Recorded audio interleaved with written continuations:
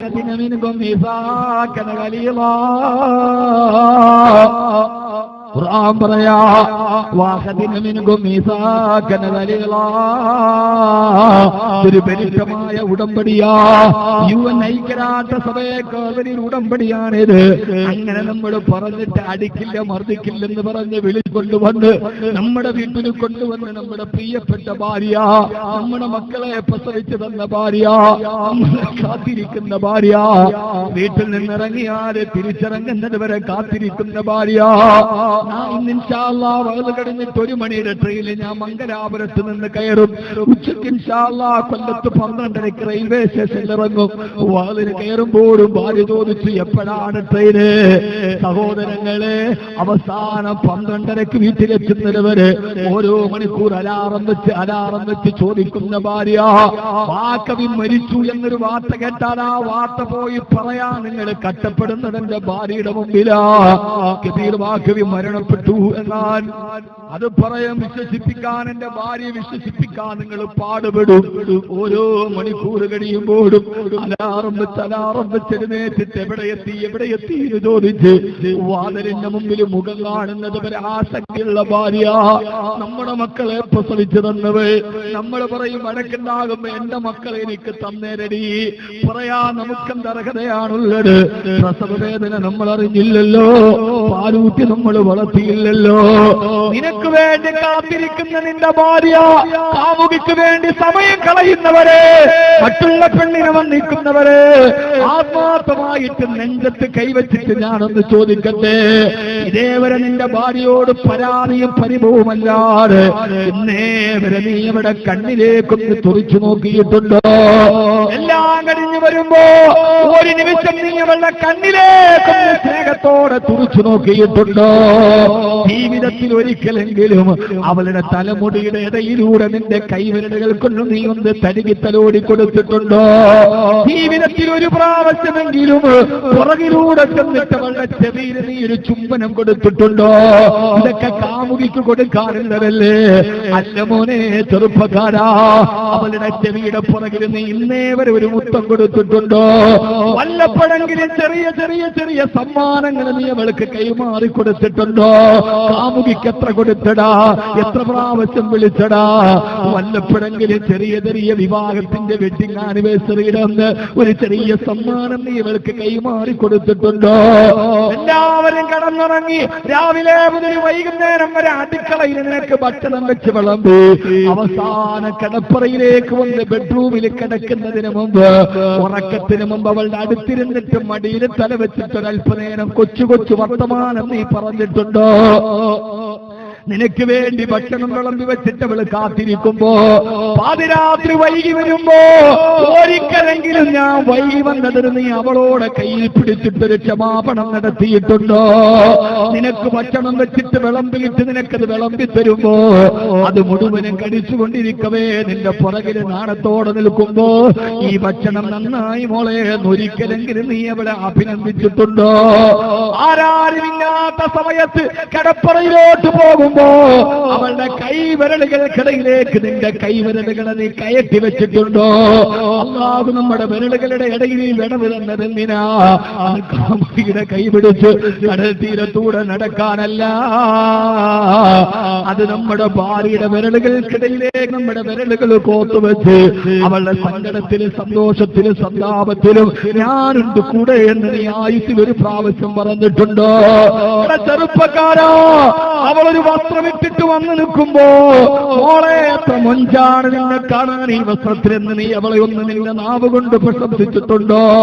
അവളുടെ കയ്യിലിട്ട മൈലാഞ്ചി ചോപ്പ് അറിയാതെയെങ്കിലും നീ ഒന്ന് ആ വിരലിൽ കൈപ്പത്തീരി പിടിച്ചു നോക്കിയിട്ടുണ്ടോ? ഒരിക്കലെങ്കിലും അവളുടെ കണ്ണിലൂടെ കണ്ണുനീര് തടം തല്ലിയാ തുടങ്ങിയപ്പോ നിന്റെ വിരലുകൾ കൊണ്ട് ആ കണ്ണുനീരൊന്ന് തുടച്ചു മാറ്റിയിട്ട് 1000 വിഷമങ്ങളും പ്രയാസങ്ങളും ആ പാവപ്പെട്ട പെണ്ണിന്റെ ഹൃദയത്തെ മതിക്കുമ്പോ അവൾ വന്നിട്ട് നിന്നോട് ഒരുപാട് പരാതിയും പരിഭവങ്ങളും പരിദേവനങ്ങളും പരിതാപങ്ങളും പറയുമ്പോ ആ സമയത്ത് നിന്റെ വീട്ടുകാരെ കുറിച്ചോ മറ്റു പലതിനെയും കുറിച്ച് നിന്റെ ഭാര്യ നിന്നോട് അവലാതി പറയുമ്പോ അവളുടെ കണ്ണ് നിറയവേ ആ സമയത്ത് ആരും കാണാതെ അവളുടെ കഴുത്തിലൂടെ കൈയിട്ടിട്ട് നിന്നെ നെഞ്ചോട് ചേർത്തവളെ വെച്ചിട്ട് നിന്റെ വിരലുകൾ കണ്ടവളുടെ കവിൽ തുമ്പിൽ വന്ന കണ്ണുനീര് തുടച്ചു കളഞ്ഞിട്ട് ആരൊക്കെ നിന്നെ വിഷമിപ്പിച്ചാലും എന്തൊക്കെ സങ്കടങ്ങളുണ്ടെങ്കിലും ഞാനുണ്ടല്ലോ മുത്തേ ഒന്നൊരേ ഒരു പ്രാവശ്യം നിന്റെ പെണ്ണിനോട് നിന്റെ ഭാര്യയോട് നീ പറഞ്ഞിട്ടുണ്ടോ മോനെ? കാമുകിക്ക് വേണ്ടി വർഷത്തിൽ ഒരു ദിവസം മാറ്റിവെക്കുന്നവരെ ലോകത്തിലെ ഏറ്റവും വലിയ കാമുകി നമ്മുടെ ഭാര്യ. അതുകൊണ്ടാണ് 14 രാവിലെ പൗർണമി തിങ്കൽക്കര തെളിച്ചു നിൽക്കുമ്പോ തന്റെ ഈത്തപ്പന മരത്തിന്റെ ഓല കൊണ്ട് ചാരി വെച്ച കുടിലില് പ്രിയപ്പെട്ട ആയിഷ ബീവിയുടെ മടിയിൽ തലവെച്ച് കിടന്ന മുത്ത് റസൂൽ സല്ലല്ലാഹു അലൈഹി വസല്ലമ മദീനയിൽ പോയാൽ അവിടെ ഒരു മസ്ജിദ് സബക്കുണ്ട്. അതിന്റെ പേര് മസ്ജിദ് സബക്ക് എന്നാണ്. മത്സരം നടന്ന പള്ളി. ഏത് മത്സരമാണ് നടന്നതെന്നറിയോ? ആയിഷ ബീവി പറയാ, ഞാനും എന്റെ ഹബീബായ നബി തങ്ങളും അവിടെ വെച്ച് ഓട്ട മത്സരം നടത്തി. ഞാനെന്ന് മെലിഞ്ഞിരിക്കുകയാ. ആ ഓട്ട മത്സരത്തിൽ ഞാൻ ജയിച്ചു. കുറെ നാള് കഴിഞ്ഞപ്പോ അല്ലാഹുവിന്റെ റസൂൽ ആദ്യത്തെ മത്സരത്തിൽ തോറ്റുപോയി. കുറെ നാള് കഴിഞ്ഞപ്പോ എന്റെ ശരീരത്തിൽ മാംസം ഇങ്ങനെ വണ്ണം വെച്ചപ്പോ മുത്ത് റസൂൽ എന്നോട് പറഞ്ഞു, ഇന്നോണാം ആയിഷ, നോക്ക് നിങ്ങൾ തടി വെച്ചപ്പോ പറഞ്ഞു ഇന്നോണാം ആയിഷ.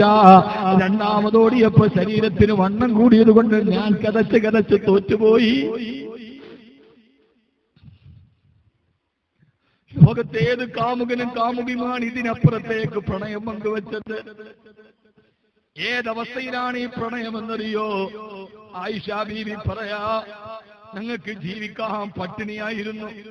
ഒരിക്കലും റസൂലുള്ള വന്നിട്ട് പറഞ്ഞു, ആയിഷ വിശക്കുന്നു മോളെ, ഒന്നുമില്ല വീട്ടില്, ഒന്നുമില്ല നബിയെ, എന്നാൽ ഞാനിന്ന് സുന്നത്ത് നോമ്പ് പിടിച്ചുകൊള്ളാം ആയിഷ എന്ന് പറഞ്ഞിട്ട് എന്നെ ഹബീബായ നബി തങ്ങൾ റൂമിന്റെ മൂലയിൽ പോയി. മത്സ്യം ചുരുണ്ട് കിടക്കുന്നത് പോലെ കാൽമുട്ടുകളെ വയറ്റിലേക്ക് ചേർത്ത് വെച്ച് ചുരുണ്ട് കിടന്നു. കണ്ടിട്ട് എനിക്ക് സഹിക്കാൻ കഴിഞ്ഞില്ല.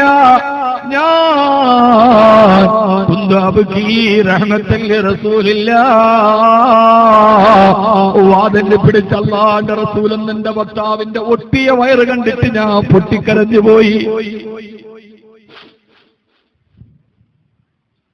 എനിക്ക് സഹിക്കാൻ കഴിഞ്ഞില്ല. ഞാൻ മെല്ലെ നടന്നുപോയി. അല്ലാഹുവിന്റെ റസൂലിന്റെ അടുക്കൽ ചെന്ന് നിന്നിട്ട് ആ ഒട്ടിയ വയറ്റിലേക്ക് എന്റെ വലത്തെ കൈകൊണ്ട് അല്ലാഹുവിന്റെ റസൂലിന്റെ ഒട്ടിയ വയറ്റിന് ഞാൻ തടകി കൊടുത്തു. ഹബീബായ നബി തങ്ങളെ ചാടി എഴുന്നേറ്റ് ചോദിച്ചു, എന്തേ ആയിഷ, എനിക്കിത് കണ്ടിട്ട് സഹിക്കാൻ കഴിയുന്നില്ല നബിയേ. അങ്ങയുടെ ഒട്ടിയ വയറ് കണ്ടിട്ട് എനിക്ക് നിയന്ത്രിക്കാൻ കഴിയുന്നില്ല. നമ്മുടെ ഭാര്യമാര് സാധുക്കളല്ലേ അവര്? നമ്മുടെ ഭാര്യമാര് നമ്മുടെ ജീവിതത്തിന്റെ താങ്ങും തണലുമല്ലേ? എന്ത് വിഷമമുണ്ടായിട്ട് രാത്രിയിൽ ഉറക്കമില്ലാതെ കിടക്കുമ്പോ ഇടയ്ക്ക് ജോലിക്ക് നിങ്ങൾ ഉറങ്ങിയില്ലേ? ഇല്ല. എന്തേ ടെൻഷനാണ് മോളെ? ആ സമയത്ത് കരുത്തിലൂടെ കൈയിട്ടിട്ട് മരിക്കുന്നത് വരെ ഞാനുണ്ട് കൂടെ എന്ന് പറയുന്ന അവരുടെ ആശ്വാസം തരുന്ന ഹൃദയത്തിന്റെ തണുപ്പ്. അതുകൊണ്ട് സഹോദരങ്ങളെ, സമയം വൈകിയതുകൊണ്ട് ഞാൻ അവസാനിപ്പിക്കുകയാണ്. ഭാര്യമാരെ പ്രണയിക്കാൻ കരുതുക. ഏറ്റവും നല്ല പ്രണയം ഭാര്യയോടാണ്. കവിത പാടേണ്ടത് പെണ്ണിനോടാണ്. കവിത പാടേണ്ടത് പെണ്ണിനോടാണ്. നമ്മളൊക്കെ പെണ്ണുങ്ങളോട് കാമുകിയോട് കഥ പാടാറുണ്ട്. ഭാര്യയോട് പറയണമെന്നാകെ തൗഫീക്ക് നൽകട്ടെ. പണ്ടൊക്കെ ഭാര്യ ഭർത്താക്കന്മാരുടെ ഇടയിൽ സൗഹൃദമുണ്ട്. ഗൾഫിൽ നിൽക്കുമ്പോ അന്ന് ഫോണില്ല, മൊബൈലില്ല, കത്താണ് എഴുതുന്നത്. ഇല്ലണ്ടില് കത്തെഴുതിയിട്ട് ആ കത്ത് 3 ദിവസം കഴിഞ്ഞ് പോസ്റ്റ്മാനെ കാത്തിരുന്ന് പോസ്റ്റ്മാൻ കൊണ്ടുവന്ന് കയ്യിൽ കൊടുത്ത് അത് പൊട്ടിച്ചു വായിക്കുമ്പോൾ ഒരു സുഖമുണ്ട്. അതാണ് പ്രണയത്തിന്റെ സുഖം. അതിലെത്രയെത്ര വിശേഷങ്ങളാണ്. ഞാൻ വെച്ച തൈമാവ് പൂത്തിയിട്ടുണ്ടോ, നമ്മുടെ വരിക്കയിൽ ചക്കയുണ്ടോ? ഇന്നലകളുടെ നാട്ടുവിശേഷങ്ങൾ പ്രണയത്തിന് അക്ഷരങ്ങളായി കുറിച്ചിടപ്പെട്ട ഇന്നലകളെവിടെ? അതുകൊണ്ട് സഹോദരങ്ങളെ, ഞാൻ അവസാനിപ്പിക്കുകയാണ്. അള്ളാഹു നമ്മളെ സ്വീകരിക്കുമാറാകട്ടെ.